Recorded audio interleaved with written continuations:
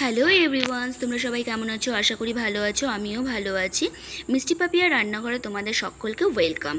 আজকে তোমাদের সাথে আমি শেয়ার করব বাটা মাছের পাতলা ঝোল।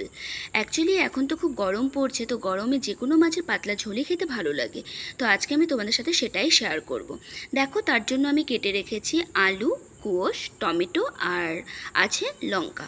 দেখো, আমি কিন্তু মাছটাকেও ভালো করে ধুয়ে পরিষ্কার করে নুন হলুদ দিয়ে মাখিয়ে রেখেছি।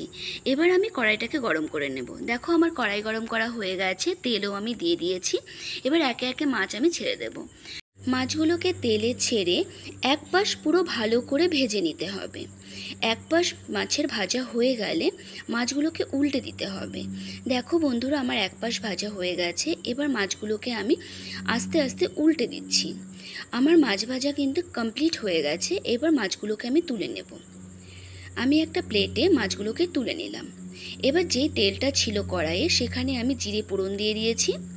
এবার আমি এখানে দিয়ে দেব আমার কেটে রাখা আলু আর টমেটো।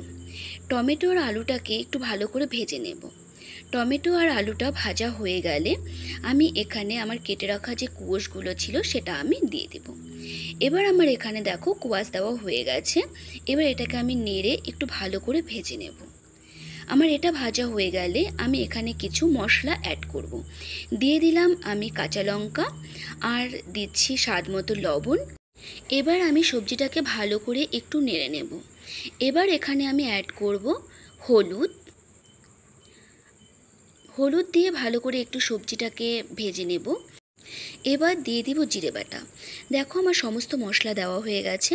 সমস্ত মশলার সাথে সবজিটাকে আমি মিশিয়ে নেব। মিশিয়ে নেওয়ার পর সবজিটাকে একটু কষিয়ে নিতে হবে। কষানো হয়ে গেলে সামান্য পরিমাণে জল দিয়ে সবজিটাকে ঢেকে দিতে হবে।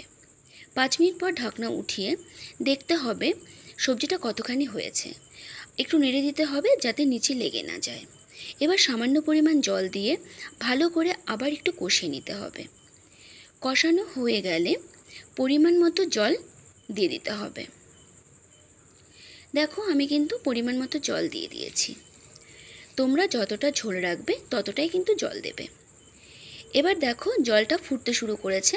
আমি মাছগুলো দিয়ে দেব। আমার মাছগুলো দেওয়া হয়ে গেছে। এবার ঝোলের সাথে মাছগুলোকে একটু মিশিয়ে দিতে হবে। মেশানো হয়ে গেলে 10 থেকে 15 মিনিট ওয়েট করতে হবে। দেখো বন্ধুরা, আমার কিন্তু সবজিটা একদম রেডি হয়ে গেছে। যদি আমার এই ভিডিওটা তোমাদের ভালো লেগে থাকে, লাইক কমেন্ট শেয়ার করতে কিন্তু ভুলো না। আর যদি আমার চ্যানেলটা সাবস্ক্রাইব না করে থাকো, তাহলে আমার চ্যানেলটা সাবস্ক্রাইব করে নিও পরের ভিডিওটা দেখার জন্য। দেখা হচ্ছে পরের ভিডিও, ততক্ষণ জন্য